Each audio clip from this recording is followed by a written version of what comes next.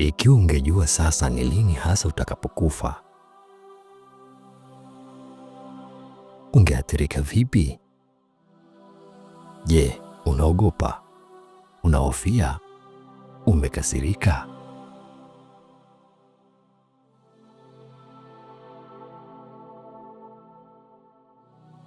Ukumbusho wa kifo unakujia katika maisha yako yote. Kifo cha wapendwa wako, vifo vya kusikitisha, vifo vya ghafla, vifo vya watoto. Tunasikia matangazo na kushuhudia janaza. Kisha unakuwa na matukio ya kutamausha, nywele zako zikigeuka kijivu.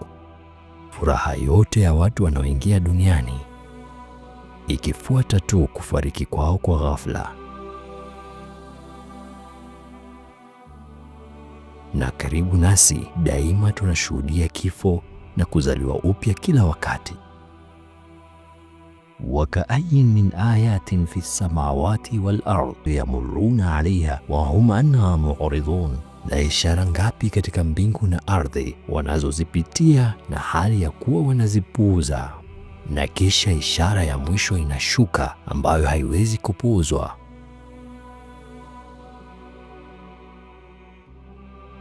Unaambiwa kwamba unayo miezi michache tu ya kuishi. Umehifadhi mengi moyoni mwako, na sasa unasubiri siku ambayo siri zake zitafichuliwa.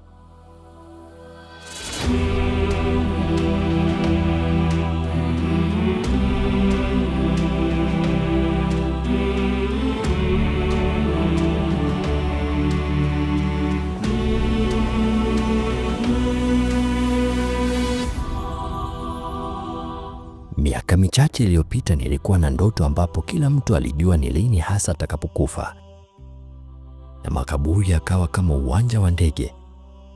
Kila mtu alijua kwamba ilibidi aende kaburini kwake kwa wakati uliowekwa, na wangeweza kuchukua sanduku moja tu.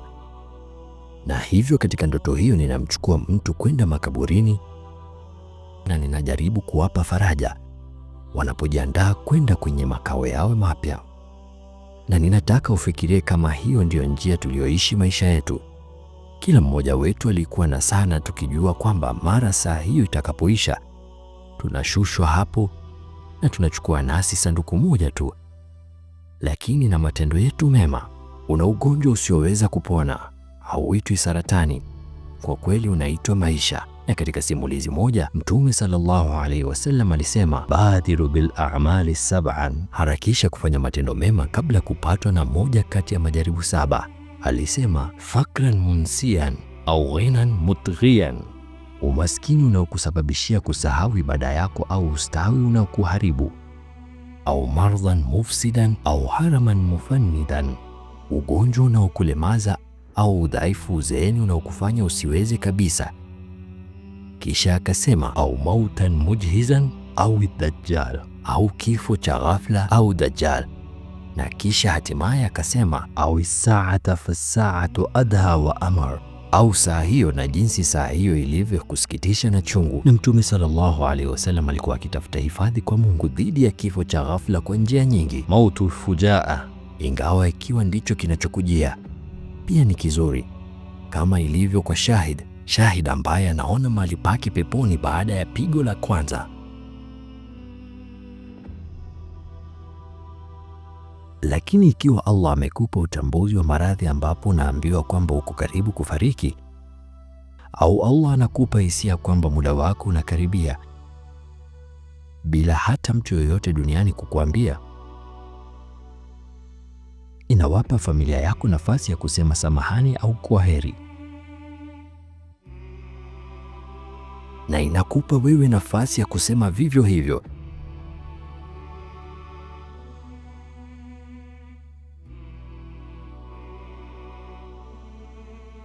Na inawapa wote nafasi ya kurudi kwa Allah na kuomba rehema zake na mwongozo. Una nafasi ya kutafakari juu ya nyakati zote ambazo hukumshukuru ipasavyo, na sasa unaweza kusema alhamdulillah. Baraka ambazo labda ulizichukulia kawaida, dhambi ambazo bado hujatubu, matendo mema ambayo bado unaweza kuyafanya, na matendo mema uliyoyafanya na unatumai Allah ayakubali. Ikiwa Allah amekupa maisha ya muda mrefu wa kutosha, hakika kuna mambo mbele yako yanayokufanya ujivunie, hata kama baadhi ya mambo ya zamani yanaendelea kukufanya uone aibu, au ikiwa yale yaliyo mbele yanakufanya uwe na uoga. Allah ni mwingi wa rehema kiasi gani kwamba alikupa baraka zote hizi na nafasi licha ya mapungufu yako. Fasabbih bihamdi rabbika wastaghfir, zitakase sifa za Mola wako mlezi na umwombe msamaha. Hii ilikuwa amri ya mwisho Allah alimpa Mtume sallallahu alaihi wasallam baada ya maisha yake yasiyokuwa na kifani ya wema. Kwa hivyo, vipi basi kuhusu siku zako za mwisho? Na wanapokagua mwili wako kwa ugonjwa, kagua mwili wako badala yake kwa matendo yake.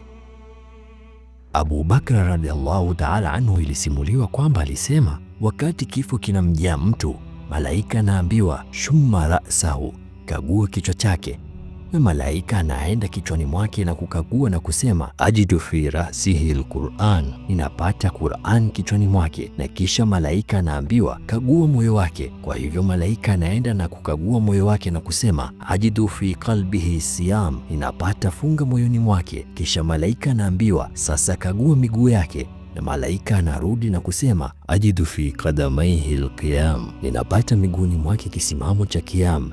Na hivyo inasemwa, hafidha nafsahu fahafidhahu Allah, mtu huyu alijilinda mwenyewe, kwa hivyo hakika Allah atamlinda. Na unatumai kwamba Allah atakupata ukiwa na shukrani kadri baraka hizo zinavyoanza kufifia. Khalaf ibn al-Ismail rahimahullahu aliwahi kusema kuhusu mtu aliyekuwa na ukoma katika viungo vyake vyote na sehemu kubwa ya mwili wake, na akasema, kwa utukufu wako e Allah, kama wadudu wenye sumu wangeshika mwili wangu na ungenirarua vipande vipande kama nyuzi zilizopasuka, ningeongeza tu kwa idhini yako katika subra, na ningeshikilia tu kwa rehema zako, na si kwa chochote isipokuwa kuridhika, na si kwa chochote isipokuwa ridha. Lakini vipi kuhusu wale baada yangu? Nani atawahudumia? Wakati Umar ibn Abdul Aziz alipokuwa nafariki, alikuwa na watoto 11 na kila mmoja wao akirithi dirham 19 tu, sarafu 19 ndogo. Na hivyo mmoja wa washauri wake alikuwa na wasiwasi, akamwita na akasema, Amirul Mu'minin, lazima tufanye kitu kuhusu watoto wako.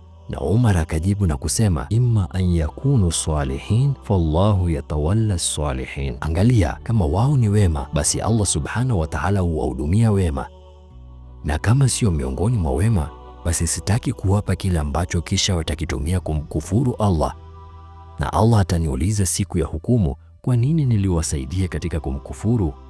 Kaifa yushriku kalbun suwarul akwani muntabi'atun fil mir'atihi am kaifa yarhalu ila Allahi wa huwa muqabbalun bi shahawatihi am kaifa yatma'u an yadkhula hadarati Allahi wa huwa lam yatatahharu min janabati ghafalatihi am kaifa yarju an yafhama daqa'iqa al-asrari wa huwa lam yatub min hafawatihi.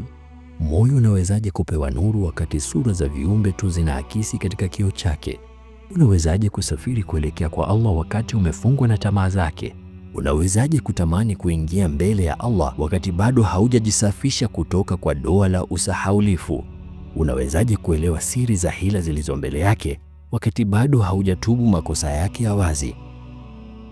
Wakati Allah alimtuma Adam duniani, alisema, faman tabi'a hudaya fala khawfun alayhim wala hum yahzanun, basi watakaofuata uongofu wangu huo haitakuwa hofu juu yao wala hawatahuzunika. Kwa namna hiyo, wakati malaika wanapochukua roho yako kutoka duniani, wanakuambia kama wewe ni mwema, an la takhafu wala tahzan, usiogope na usihuzunike. Wanazuoni walitaja kwamba usiogope inamaanisha usiogope yale yanayokuja, na usihuzunike inamaanisha usihuzunike kwa yale unayoacha nyuma. Kifo sio kigumu tu kwa wapendwa wanapofikiria ni nani wanampoteza, bali pia ni ngumu kwa yule anayekufa anapofikiria ni nani atahudumia wapendwa wake mara atakapoondoka.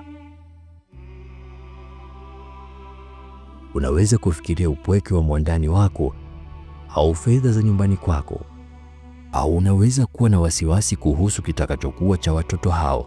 Rabbana hab lana min azwajina wa dhurriyyatina qurrata a'yun waj'alna lilmuttaqina imama, Mola wetu mlezi, tupe katika wake zetu na wenetu ya burudishayo macho, na utujalie tuwe waongozi kwa wacha Mungu. Utulivu wa macho yako uko katika kuwaona wakiwa katika hali ya kumwabudu Allah. Lakini iwe una watoto au la, utulivu wa kweli wa macho yako uko katika kile ambacho Allah anakaribia kukuonesha, ambacho hakuna jicho limeona na hakuna taswira iliyoweza kunasa. Qul lan yusibana illa ma kataba Allahu lana huwa maulana wa ala Allahi falyatawakkalil mu'minun.